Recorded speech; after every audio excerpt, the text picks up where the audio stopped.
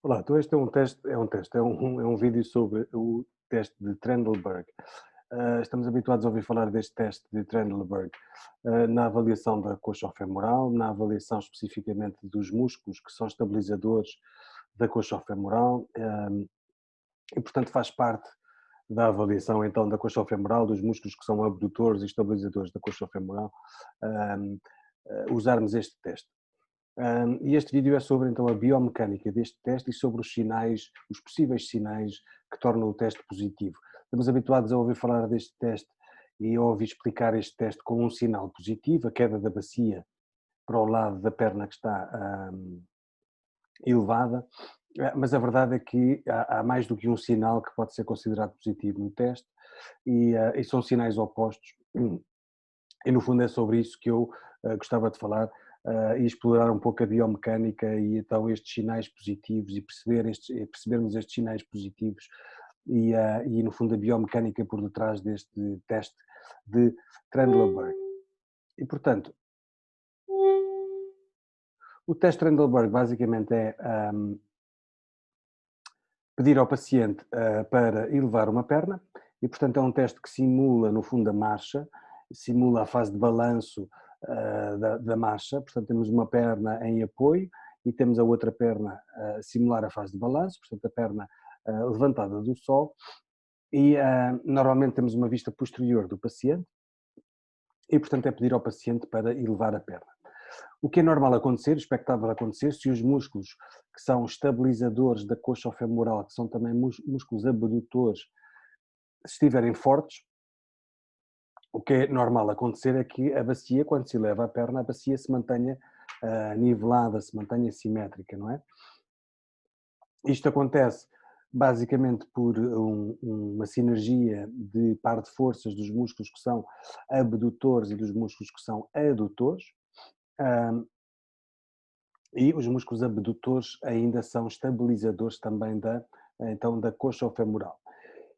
Portanto, têm que exercer estes músculos abdutores e estabilizadores da coxa femoral, têm que exercer a mesma força, a mesma quantidade de força, que compensa a ação dos adutores, de força dos adutores, e que compense, no fundo, o desvio do centro de gravidade. Porque quando elevamos a perna, o centro de gravidade desloca-se para o lado da perna que está a ser em balanço, que está a ser elevada, não é? Portanto, os músculos abdutores e estabilizadores da coxa têm que compensar, então, aumentando a sua força, a sua contração, tendo em conta que o braço da resistência aumenta, porque também o centro de gravidade se desloca para o lado da perna que está levantada. E, portanto, a figura A é aquilo que é o normal acontecer, o expectável acontecer. Quando é que se considera o teste de Trendelenburg positivo? Estamos habituados a ouvir falar quando a bacia desvia cai, tem um desvio para o lado da perna que está elevada, ou para o lado, ou em marcha, para o lado da perna que está em balanço. E, portanto, a figura B mostra isso. Temos o teste Trendelenburg, pedimos ao paciente para elevar uma perna e se os músculos que são abdutores e também estabilizadores da coxa, se estiverem fracos, temos uma queda da bacia para o lado da perna que está então a levantar. Isto porquê? Porque olhando ali para a seta azul, a seta amarela, vemos que há um deslocamento do centro de massa e do centro de gravidade para o lado da perna que está então levantada portanto, se os músculos que são estabilizadores da coxa femoral se estiverem fracos, como são abdutores também, se estiverem fracos vão permitir que a bacia caia para o lado da perna que está levantada. Este permitir que a bacia caia para o lado da perna que está levantada, em cadeia fechada, este movimento em cadeia fechada, e se olharem para a figura B, é a mesma coisa que dizer que a perna que está em carga, em apoio no solo, está mais aduzida comparativamente com a perna que está em carga no solo, comparativamente com a figura A. E, portanto, aqui está a tal relação dos músculos que são estabilizadores da coxa femoral serem músculos que são também, então, abdutores. Quando estão fracos, permitem, então, que a bacia se incline para o lado da perna que está, então, levantada. Mas um outro sinal positivo um outro sinal que torna o teste Trendelenburg positivo é exatamente o oposto. Isto é, a inclinação da bacia para o lado da perna que está em carga, que está em apoio, como vê na figura C. E isto é observável tanto no teste de Trendelenburg como na própria marcha. E, portanto, como eu disse há pouco, o teste Trendelenburg, no fundo, simula a marcha. Portanto, uma das observações que se pode fazer também, o teste Trendelenburg é um teste em carga, estático, não é? Uma das coisas que se pode fazer e deve-se fazer também é observar o paciente na marcha. E, portanto, é considerado também um sinal positivo quando a bacia e o tronco se inclinam para o lado da perna que está então em apoio. Levando muitas vezes àquilo enfim, a outras alterações em articulações mais abaixo, que no caso do joelho e no caso da tibiotársica e no próprio pé, em que, como se vê na figura C, temos aquilo que se chama um valgismo funcional, que acontece, por exemplo, na marcha, nestas situações, em que o joelho, por alteração, então, das linhas mecânicas do membro inferior, o joelho, então, tem uma tendência para o valgismo, e para o valgismo funcional, e eventualmente o pé também para uma tendência porque o joelho está em valgo funcional, uma tendência para o pé em eversão, como se vê a figura a C também. E, portanto, estes dois sinais são positivos. A queda da bacia para o lado da perna que está em balanço e a queda da bacia do tronco para o lado da perna que está em carga. Portanto, dois sinais distintos, opostos, considerados positivos, com o teste Trendelenburg positivo e não apenas a figura B, que é o que estamos habituados a ouvir falar e ouvir, enfim, explicar. E agora vamos falar sobre a biomecânica e porque é que no fundo isto acontece. Porque é que acontece a figura B, porque é que acontece a figura C, como é que isto acontece e porque é que acontece no fundo. Então, como eu disse há pouco, os músculos que são estabilizadores da coxofemoral são músculos que são abdutores também. Quando estes músculos estão fracos, há uma queda da bacia, então, para o lado da perna que está em balanço. E se olharmos para estes músculos, são músculos como o pequeno glúteo, como o médio glúteo, o grande glúteo em alguma medida, algumas fibras do grande glúteo, mas temos aí na figura o médio glúteo e o pequeno glúteo. O médio glúteo, fala-se bastante do médio glúteo como um importante estabilizador e abdutor da coxa femoral, porque é aquele que tem a área de secção transversa maior e por isso também é aquele que produz, enfim, mais força, porque tem uma área de secção transversa maior, mas depois temos outros músculos menores, com uma menor área de secção transversa, mas cujos vetores de força estão mais otimizados para a estabilização da coxa femoral. E, portanto, são músculos mais profundos, como os músculos piramidal, como os músculos do oblíquo interno, o obturador interno, o obturador externo, gêmeo superior, gêmeo inferior, quadrado femoral, e, portanto, são músculos cujos vetores de força estão otimizados, a orientação das fibras musculares está otimizada para então a coaptação da cabeça articular na cavidade acetabular. Porém, o médio glúteo, fala-se muitas vezes no médio glúteo, porque de facto a orientação das fibras musculares também permite esta coaptação e é importante também abdutor, e não é só por isto, também o seu tecido miofascial também se continua, o médio glúteo e o pequeno glúteo também se continuam pelo pessoal da faixa lata, mas é um importante também, bastante importante, abdutor então da coxa femoral. E com estas duas componentes de abdução e de estabilizador da coxa femoral, fala-se bastante no médio glúteo. Quando este grupo de músculos está fracos, permite então, como eu dizia, a inclinação da bacia para o lado da perna que está em elevação. E agora vamos perceber porquê. Porquê é que dão estes sinais que são estes sinais opostos, positivos. Temos nesta figura uma bacia, portanto, posição ortostática, os dois membros no sol, com apoio. E, portanto, aqui a bacia está nivelada, temos os dois membros inferiores apoiados no sol. Porquê é que aqui a bacia está nivelada? Porque temos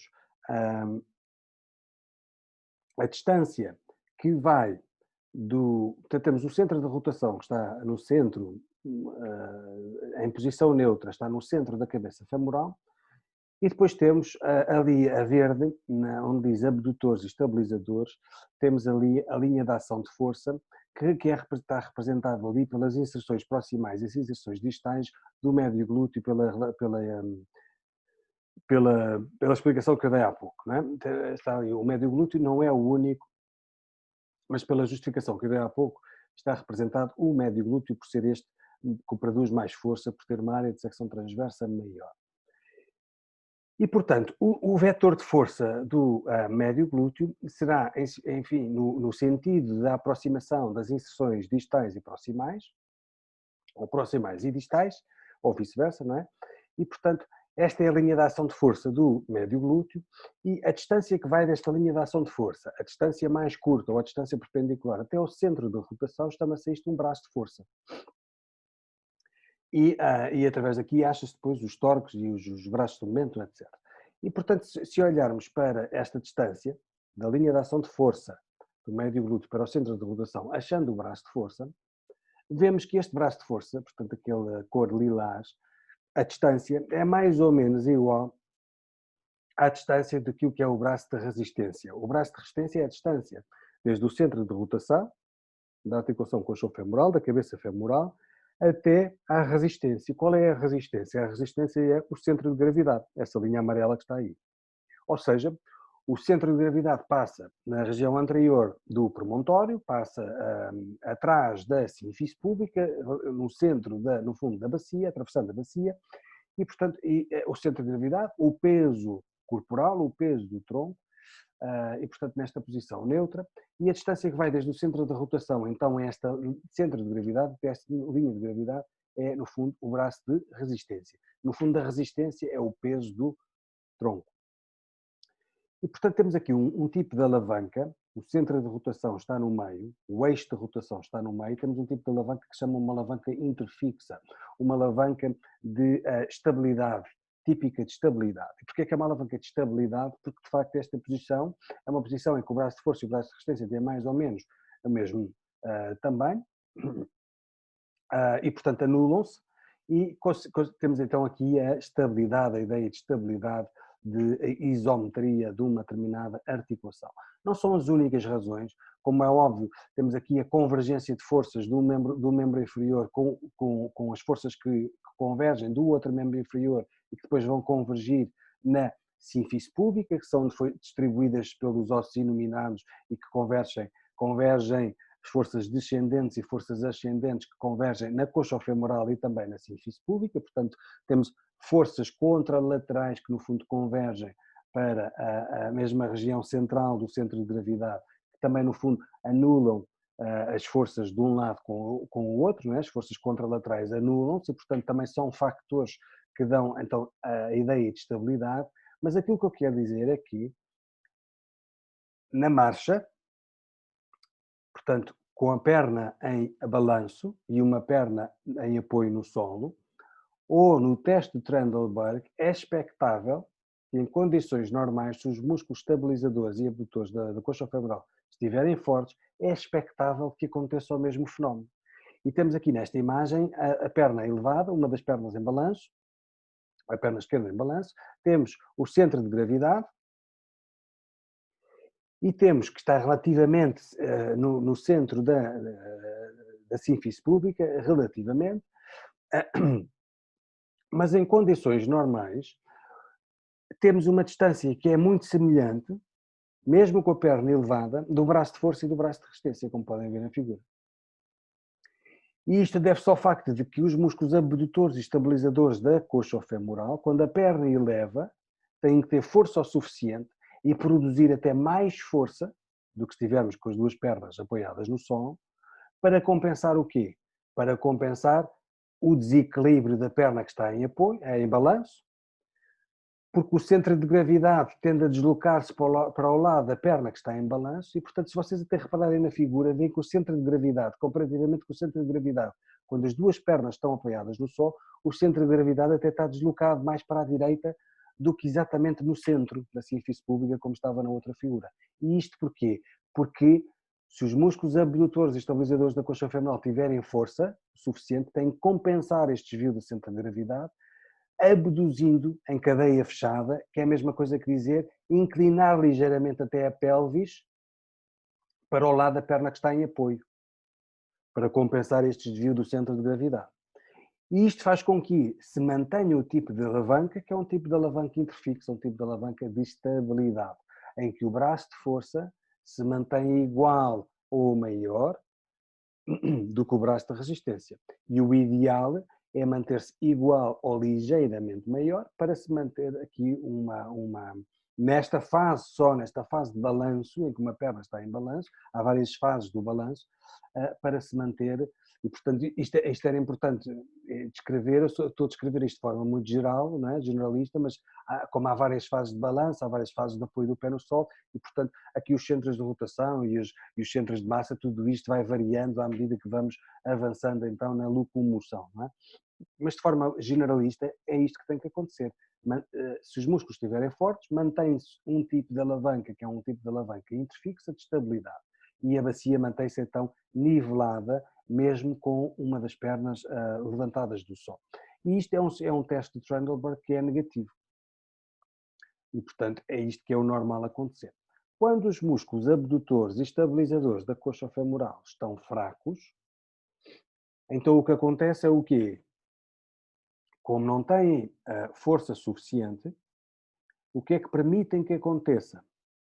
Se olharem para esta figura, veem que em cadeia fechada, esta bacia e este membro inferior com apoio no solo, esta bacia está inclinada para a esquerda, está inclinada para aqui, e o membro inferior, o fémur, tem a sua diáfise, proximal, média e distal, mais aproximada da sínfise púbica. E, portanto, isto em cadeia fechada é uma adução. É uma inclinação, então, para a esquerda da bacia ou uma adução um momento aduzido do membro inferior direito. Isto deve-se ao facto de que estes músculos abdutores e estabilizadores estão mais fracos. E se olharem para a biomecânica e veem que, então, nesta posição, o que é que acontece? Acontece que o centro de gravidade está deslocado, não está no centro, então, do promontório, não está no centro da sínfise púbica, está deslocado para a esquerda. Está a acompanhar o quê? Está a acompanhar o membro que está elevado do solo. E como está deslocado para a esquerda, significa que a distância que vai desde o centro da rotação até ao centro de gravidade, que era no fundo a resistência, representada pelo peso do tronco, veem que esta distância está muito maior. Se está maior, significa que temos aqui um braço de resistência bastante maior, a distância mais curta ou perpendicular desde o centro da rotação até à linha da resistência, está muito maior do que estava na imagem A, na imagem que eu mostrei há pouco, e está muito maior do que o braço de força. Então temos aqui um braço de resistência que é maior do que o braço de força.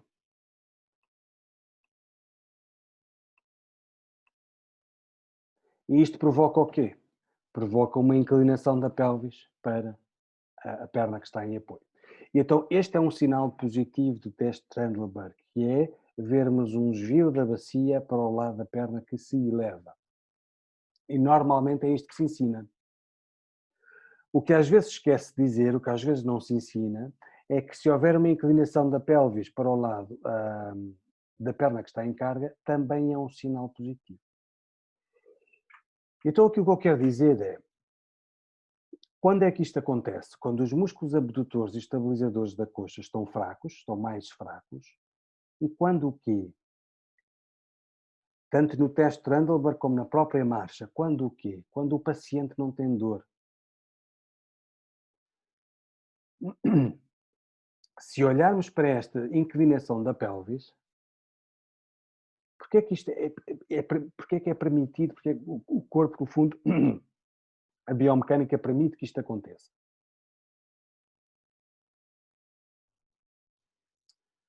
Se olharmos para esta figura, deixa-me ver se eu consigo pôr aqui apagar esta borracha. Se olharmos para esta figura, Ahm, Com a bacia a cair então para o lado da perna que está em balanço, se imaginarmos aqui a tensão que é criada por esta posição da bacia, a tensão que é criada, o aumento da tensão que é criada nos ligamentos, por exemplo, ahm, iliofemorais, ou nos ligamentos, por exemplo, isquiofemorais, ou a tensão que é criada, ou a compressão que é criada sobre o labrum glenoideu, ou labrum acetabular, peço desculpa. Também existe o labrum glenoideu. Sobre o labrum acetabular. A pressão que é criada sobre a cavidade cotiloideia. As alterações que isto provoca, esta posição da bacia, as alterações que isto provoca nos ângulos de cobertura do acetábulo, por exemplo, num plano sagital e num plano transverso. As alterações que provoca nos ângulos do colo diafisário, por alteração da linha mecânica do membro inferior. E, portanto, esta posição da bacia só pode acontecer porque não há lesão e não há um processo nociceptivo, inflamatório, e não há lesão ou alteração dos tecidos periarticulares e articulares. Porque senão esta posição da bacia, por criar tantos fenómenos de compressão e de estiramento de ligamentos, de compressão do labrum, de tensão dos tendões, etc., que esta posição da bacia não podia existir, ou o paciente ia adotar uma posição antiálgica, se houvesse um processo inflamatório, ou houvesse um processo degenerativo, ou houvesse um processo de lesão ou de alteração dos tecidos periarticulares e articulares. A única razão por que isto acontece é que a diminuição de força dos músculos estabilizadores e abdutores, que permite esta inclinação da bacia, mas enquanto não houver um processo inflamatório, ou mesmo havendo um processo degenerativo, um processo de lesão, se não houver dor e se não houver inflamação, se esta posição da bacia não eventualmente não criar perigo de maior dano ou de maior lesão, ou irritar tecidos que estejam inflamados, ou criar mais lesão nos tecidos que estão lesionados, se estiver tudo ok em termos de processo inflamatório e de ação nociceptiva, a bacia então inclina para o lado da perna que está levantada, que está em balanço. Porque quando existe dor, quando o paciente tem dor, quando existe um processo inflamatório subjacente, quando existe normalmente associado a alterações dos tecidos periarticulares e articulares, a posição que o paciente adota é esta. A inclinação da pelvis para o lado da perna que está em apoio. Alterando com isso, isto em marcha e no teste Trendelenburg, mas sobretudo em marcha, alterando com isso o eixo mecânico do membro inferior, criando muitas vezes aquilo que se chama o tal valgismo funcional e o pé em aversão por causa disto mesmo. Porque altera o eixo mecânico e o eixo anatómico do membro inferior. Esta inclinação da pelvis para o lado da perna que está em carga e a própria inclinação do tronco. Então, quando o paciente tem dor e tem um processo inflamatório nos tecidos articulares e ou periarticulares da coxa ou femoral, o paciente vai adotar esta posição, que é no fundo uma posição antiálgica, e portanto, em marcha, vai fazer este movimento, não é? Vai-se apoiar, vai se inclinar para o lado da perna que está em apoio, vai-se ver em marcha, provavelmente, com o passar do tempo, isto vê-se muito nos idosos, um valgismo que é muitas vezes só funcional, mas que depois com o tempo pode se tornando estrutural, e um pé mais em aversão, depois em marcha. No teste Trendelenburg é capaz de não se notar tanto, porque não há tanta alteração dos eixos mecânicos como em marcha, é capaz de não se notar tanto ou não se notar o valgismo funcional, mas nota-se na mesma a inclinação da pelvis e do tronco para o lado da perna que fica em carga. E porquê é que isto acontece? Porque o paciente com dor e com inflamação, a inclinação da pelvis para o lado da perna que está em carga, faz o quê? Faz desviar o centro de gravidade da perna que está levantada do solo. Lembra-se que o centro de gravidade na outra imagem, que eu mostrei anteriormente, estava aqui, certo? Esta inclinação da pelvis para o lado da perna que está em carga faz o quê? Desviar o centro de gravidade, aproximar o centro de gravidade da coxofemoral. Porquê? Porque aproximando o centro de gravidade da coxofemoral faz diminuir o quê? O braço de resistência. A distância mais curta ao perpendicular, que vai desde o centro de rotação até à linha de resistência, que é no fundo a linha da gravidade, encurta. E isto faz com que o quê? Com que o braço de resistência fique muito mais pequeno. E se compararmos aqui, a inclinação dos ossos iluminados para o lado da coxofemoral que está em carga, do membro inferior que está em carga, a inclinação aqui da crista ilíaca para este lado, faz o quê? Faz aumentar o braço de força. E então, nesta circunstância, o braço de força fica maior do que o braço de resistência. Ora, se o braço de força fica maior que o braço de resistência, temos aqui então uma maior capacidade de produção de força por aqueles músculos que são estabilizadores e abdutores da coxa. E aqui o que se vê é que esta inclinação da pelvis dos ossos iluminados para o lado da perna que está em apoio, a própria inclinação do tronco, no fundo o que isto faz é simular em cadeia fechada, simular a abdução. Em cadeia aberta, temos o quê? A abdução. Em cadeia fechada, se o membro inferior estiver fixo no solo, em cadeia fechada, a abdução em cadeia fechada é o quê? A inclinação da pelvis e do tronco para o lado da perna que está em apoio, simulando a abdução. Porque é que o tronco e a pelvis tentam simular a abdução? Porque os músculos abdutores são também estabilizadores e cooptadores da coxofemoral. E então o que eu digo é que o sinal de Trendelenburg, ou o teste de Trendelenburg, tem dois sinais positivos. A inclinação da pelvis para o lado da perna que está em balanço, ou a perna que está levantada. Segundo sinal, ou outro sinal positivo, a inclinação da pelvis para o lado da perna que está em carga, em apoio no solo. Quando? Primeiro exemplo, quando não existe dor ou lesão ou inflamação dos tecidos articulares e periarticulares. O segundo exemplo, a inclinação para o lado da perna que está em apoio, quando existe dor, nociceptividade, portanto, inflamação, lesão nos tecidos periarticulares e articulares, numa fase inflamatória, em que o paciente, por posição, por atitude antiálgica, inclina, e muitas vezes isto vê-se em pessoas de maior idade, mas não tem que ser. De facto, as coisas podem começar por termos os músculos abdutores e estabilizadores da coxa de facto mais fracos, por alguma razão, e com o passar do tempo, essa diminuição de força foi criando, como vimos há pouco, alterações, foi criando aumentos de tensão e de compressão nos tecidos articulares e periarticulares, foi criando ali lesões, micro-roturas, que levou a um processo degenerativo com o passar do tempo.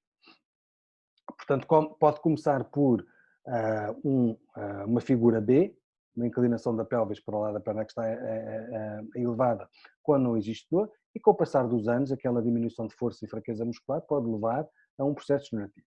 Só. Ou podemos ter, de facto, alguma alteração nos tecidos articulares e periarticulares, enquanto o homem não tem dores, o paciente não tem dores.